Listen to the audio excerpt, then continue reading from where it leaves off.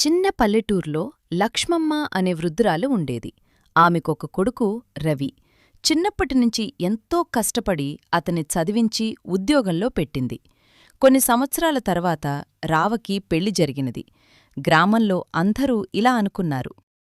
ఇప్పుడు అత్తకోడలకు గొడవలు మొదలైతాయిక.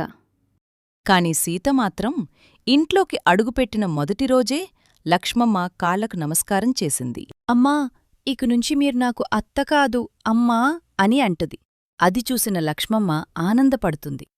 బంగారం, నువ్వు ఇలా పిలిచిన ఒక్క మాటతో నా జీవితానికి విలువ వచ్చింది.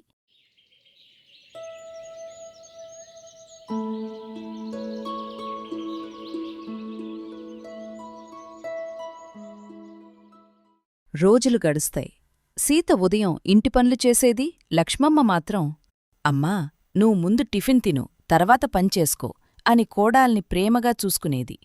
ఒకరోజు రవి ఉద్యోగం కోసం నగరానికి వెళ్లాల్సి వచ్చింది. ఇంట్లో లక్ష్మమ్మ, సీత ఇద్దరే ఉన్నారు.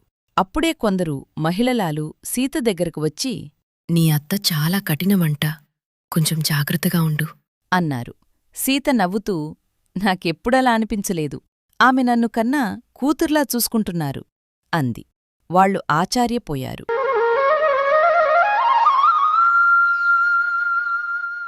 కొన్ని రోజుల తర్వాత లక్ష్మమ్మకు తీవ్ర జ్వరం వస్తుంది. డాక్టర్ మందులిచ్చిన బాగుపడలేదు. రాత్రంతా సీత నిద్రపోకుండా అత్త నుదుటిపై చల్లని నీటిగుడ్డను పెట్టేది. మందుల సమయానికిచ్చేది. ఒకరోజు లక్ష్మమ్మ కళ్ళు తెరిచి చూసింది. సీత కుర్చీలా కూర్చొని నిద్రపోయింది. ఆమె చేతిలో ఇంకా మందుల సీసానే ఉంది. లక్ష్మమ్మ కళ్ళలో నీళ్లు వచ్చాయి. నా కూతురున్నా కూడా నన్ను ఇలా చూసుకునేది కాదేమో. కొన్ని రోజులకు లక్ష్మమ్మ కొలుకుంది. ఒకరోజు ఇంట్లో ఉన్న బంగారం తీసుకువచ్చి సీత చేతిలో పెట్టింది. అమ్మా, అవి నాకెందుకు? ఇవి నా కోడలికి కాదు, నా కూతురికి. సీత వెంటనే ఏడుస్తూ, అమ్మా, నాకు మీ ప్రేమ చాలు, ఇవి వద్దు అంది.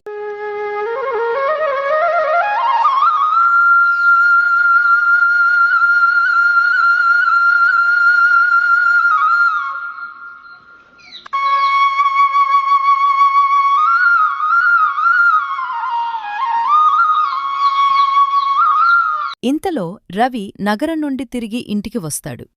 పక్కింటివారు చూసి రవి చెప్తారు, రవి, నువ్వేమో ఊర్లో లేవు. మీ అమ్మకు తీవ్ర జ్వరం వచ్చింది. నీ భార్య లేకపోతే మీ అమ్మ బతికేది కాదు.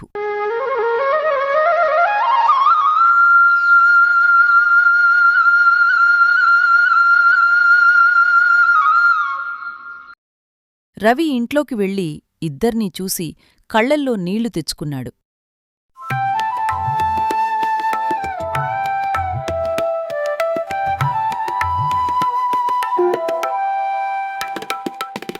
కొన్ని నెలల తర్వాత గ్రామంలో మహిళా సంఘం సమావేశం జరిగింది.